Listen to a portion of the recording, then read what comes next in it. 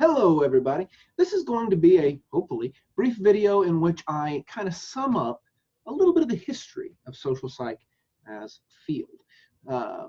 So I'm going to give you my PowerPoint so you have something to follow along with. There you go. So one of the ways we define the origin or the start date of a field is by when the first textbook in that field was published. And by this definition, we might say that psychology as a whole field started in the late 1800s with the publication of William James's Principles of Psychology. Well, following that metric, when defining the beginning of a field by the publication of its first textbook, we might then say that social psychology officially began in 1908. Now, that being said, that is by no means the first time research in social psychology was done. In fact, we might say psychology as a field started in social psychology, meaning one of the very first studies ever done in that we could classify as a psychology experiment was a social psych study. It was triplet study of social facilitation, which is something you'll learn about in this class. All right. So yes, research in social psychology began before this. All right. But if we use the publication of the first textbook in the field as our criterion, then in 1908 is when social psychology began. Now we get two textbooks published in that year, one by McDougall and one by Ross. Now Ross is a sociologist, and it's interesting that social psychology had two origins, right? It began in psychology, and there was a attempt to begin social psychology in sociology by Ross. All right, but that version of social psychology never really took off. All right, never really had the same success as the psychology's version of social psychology. To this day, you can find social psychology classes taught in sociology departments. In fact, the very first social psychology class I took as an undergrad was not offered in the psychology department. It was offered in the sociology department. So my first exposure to social psychology was a sociologist's perspective. All right. It wasn't until grad school when I got exposed to the psychology version of social psychology. And there's not a whole lot of difference because most of the research was done by psychology. All right. So even all the stuff I learned about social psychology in that sociologist version, all of that research was, not all of it, most of it was from psychology's version of social psychology. So the psychology version of social psychology is what took off. All right. And that's so almost every social psychology PhD is in a psychology department. All right. So for example, my degree is technically experimental psychology, but we had to choose an area to focus on. and my PhD, I went to work with a social psychologist. So one of the focuses in our department was social psychology. That's the area I got my focus in. So that's what I spent, 5 years in my PhD program studying nothing but, well, that and stats. But we won't talk about stats too much. A little bit, but not too much in this class. Now, almost 2 decades later, we get another textbook by Floyd Allport. All right. Now, one thing that's cool to me is that Floyd is the older brother of Gordon Allport, who we'll learn about a little bit later. Gordon Allport gave us one of the earliest prominent definitions of an attitude. All right. Now, we have a whole chapter over attitudes in this book, or in Baumeister's book. And almost every social psych textbook that you ever read is going to have at least one chapter over attitudes. And that's because attitudes is one of the biggest areas and most consistent areas that social psychologists have studied. All right. So it's cool to me that one of the first textbooks in social psychology was written by the brother of a prominent attitudes researcher. I don't know why. I'm a dork. Blame it on that. But I think that's kind of cool. Now, in the early days, All right, the early days, we studied a lot. We studied things like norms. Most of our research was focused on groups. All right, so how do norms develop in groups? So we'll learn over the course of this class about Sharif. All right, um, or sheriff, and sorry, wanted to tangent on an interesting little side tale, but I will try to restrict myself. So Sheriff or Sharif did research in how norms develop within a group. Kurt Lewin, who is kind of the father of the modern social psychological approach, studied groups. All right, how group dynamics, how people interact with one another within groups. Now, and then Gordon Allport, who I mentioned earlier, was one of the many people studying attitudes. And so those are some of the first major areas that social psychology studied. Now, it blossoms. The areas that we study blossoms, all right? Today, we study all manner of things. Pretty much, as I've mentioned in other videos, if you've ever had a question about why people act the way they do, you've probably asked a social psychology question. If you've ever wondered, why people don't seem to be able to change their minds after being given information that contradicts their attitude, you're probably going to find something cool in social psychology. If you've ever wondered why people, go off to college and then they become more extreme in whatever their attitudes are, sometimes change their attitudes, right? You're probably going to find something in social psychology. If you've ever even wondered about some things that you might have thought were mental health issues, like why do people kill? All right. So a lot of people think that mental health, people who commit murder have something mentally wrong. They have some kind of disorder. They have some preoccupation or something. Well, in fact, you're actually more likely to find people who kill are more likely to not have a disorder than to have a disorder. All right. So if you really want to know why people kill, then you're probably going to want to look to other reasons. And a lot of the reasons why people kill are explored in social psych. So a lot of the questions, so since these early days, the topics that we have explored have blossomed.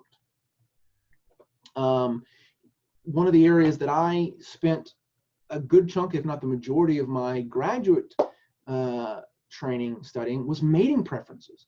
I identify now as an evolutionary social psychologist because most of my research is informed by evolutionary psychology, which we'll talk about in another video. But social psych is the field that has been most informed by the evolutionary perspective up to this point. Other fields are being informed by it now more too, but social psych has been the one that's been most informed historically. So the number of things we study has blossomed. Basically, any aspect of social behavior that you might be interested in, we've probably studied. All right. But in the early days, these are some of the main topics we studied.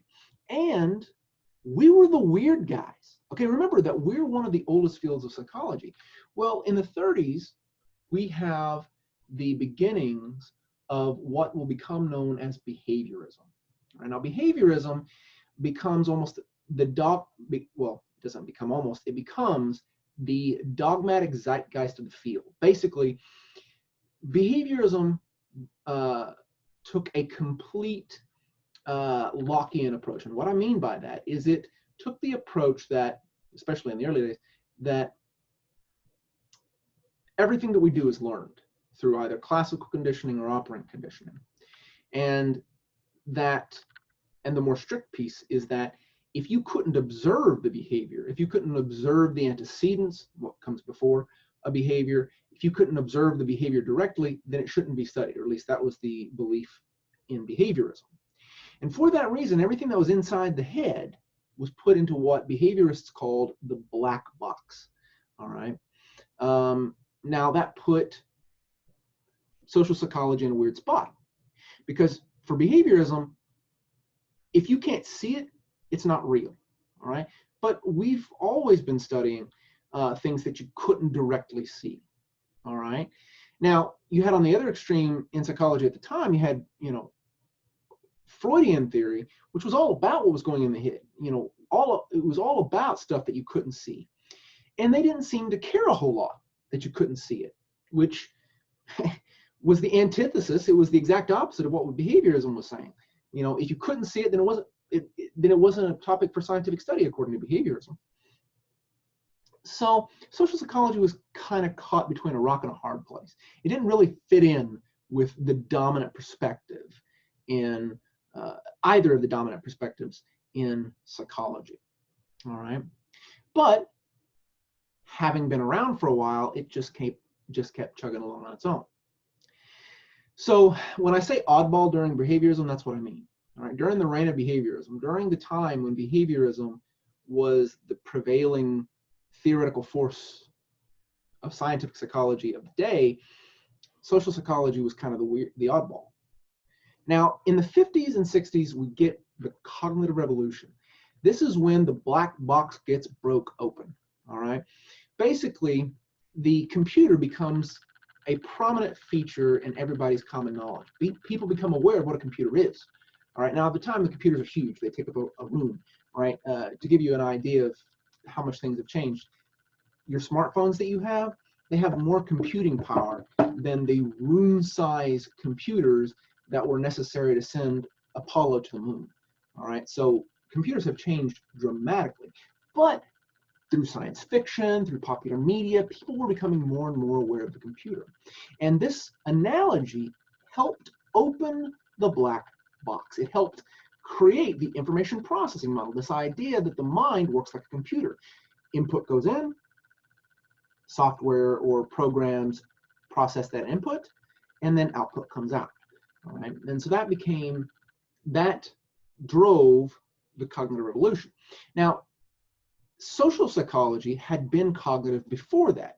In fact, you've probably heard, because it's a fairly famous theory, and we'll talk about it more in this class, cognitive dissonance theory. Well, cognitive dissonance theory preceded the cognitive revolution. All right.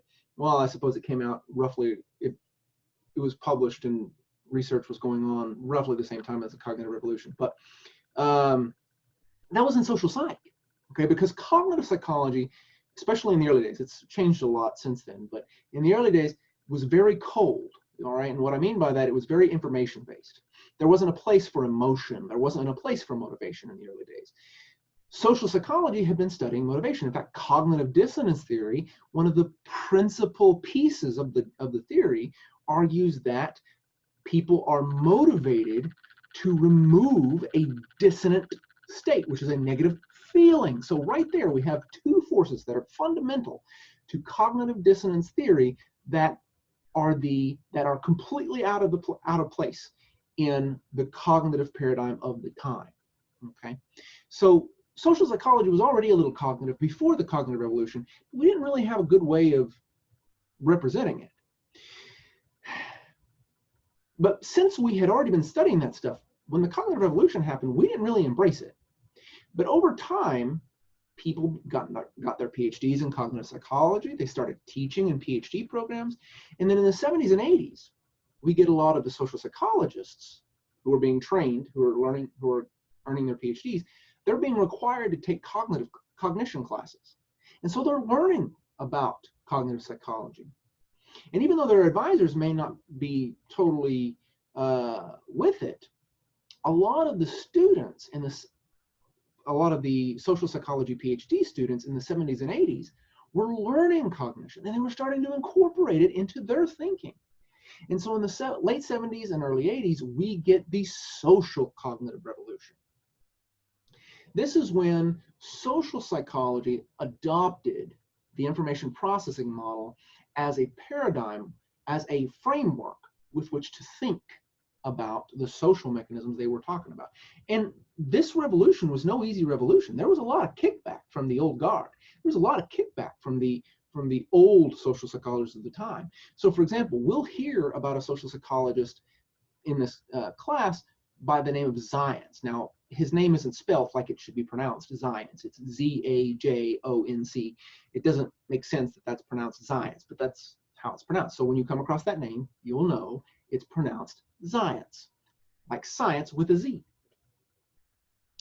But he wrote about how the cognitive model, the cognitive paradigm, had no place for emotion and motivation, and therefore wasn't good enough to be used as the framework for social psychology.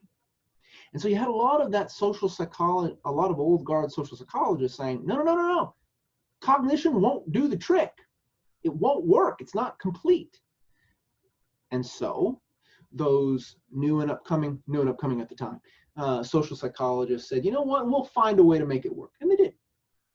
So now, today, the majority of research that we're going to read about in this class, that you will hear about that's new, the majority of the research today is social cognition research. If you read anything about a mental representation, about a schema, about the fact that we talk about constructs, all right, if you talk about the fact that we talk about most things as mental representations, schemas, categories, the study of automaticity, or automaticity, schemas, all right, cognition, all of that started in cognitive psychology, and we adopted it, okay? We may come across connectionist frameworks, all right? That came from cognitive psychology. So a lot, probably the vast majority of social psychology today is social cognition, all right? Because we're thinking about what's going on in the head as a mental process, okay? But we start getting people more and more interested in the biology of social behavior. And so we get social neuroscience, all right? So social neuroscience is the study of the biological processes underlying social behavior. You know, how is the frontal cortex involved in self-control? How is the limbic system involved in the expression and regulation of emotion? How is the frontal cortex involved in the regulation of emotion? How are various hormones involved in attachment and aggression, right? So social neuroscience has become a fairly popular area over the last 10, 20 years, maybe up to 30 now. Evolutionary social psychology started in the 80s. Now, I say started because that's real, but that's really the time when it re-emerged, because McDougall's 1908 social psychology text really kind of was really heavily informed by evolutionary theory, by Darwin's evolutionary theory. It talked about instincts as causes of behavior. Now, in evolutionary psychology, social psychology, we don't talk too much about instincts, so to speak, but we do talk about psychological mechanisms that we have some we're born with certain psychological mechanisms. We were born with psychological mechanisms, but just because we have them doesn't mean they get turned on, that they get used. The environment kind of trigger them or not, all right? The environment can turn them up, can turn them down. So you can think of these psychological mechanisms kind of like a dimmer switch, all right? The environment, you can think of the environment like a dimmer switch for these psychological mechanisms. Turn them on at all, then turn them up or down, all right? So just because we have a psychological mechanism doesn't necessarily mean that it is going to happen. But these psychological mechanisms, again, according to evolutionary social psychology, which I identify as, approaches human behavior as the product of, approaches these psychological mechanisms as the product of evolution. And then our environments basically switch on and then increase or decrease the effects of each of these psychological mechanisms. And we'll see that sprinkled throughout the class. And I'm going to have several videos posted talking about evolutionary theory and misunderstandings about evolutionary theory. And then we have cultural psychology. And this is a semi-new field, and since the 90s, 2000s.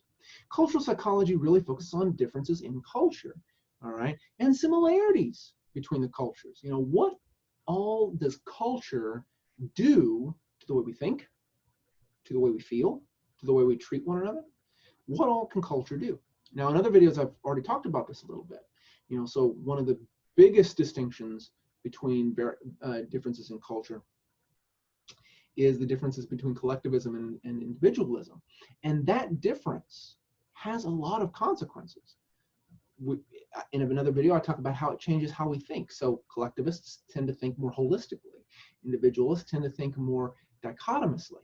But it even has consequences for our morality. Collectivists make moral judgments based on the group more than individualists. Individualists' moral judgments tend to be based largely, if not primarily, on individuals. Okay, and that's the kind of thing that cultural psychology studies. All right, guys, and that is where we are as a field today. All right, so in this video, we've covered a little bit about the history of the field, what we studied, and where the general fields that we study today. Now, when I say the general fields, you should know that there are areas of expertise that aren't in that list. That list isn't an area of expertises. That's an area. Those are kind of fields of domains of study. You study social. I study things from a social cognition perspective, a social neuroscience perspective, an evolutionary perspective, a cultural perspective. If we want to talk about different fields, right, then we want to talk more about, if you look in any social psychology textbook, you're going to find chapters, and you'll find one on the self, you'll find one on intimate or mating preferences or intimate relationships, you'll find one on conformity, social influence, you'll find one on prejudice and discrimination, one on groups. These are subfields, all right? So, for example, my advisor was an automaticity and person perception researcher. So that's what I learned a lot about.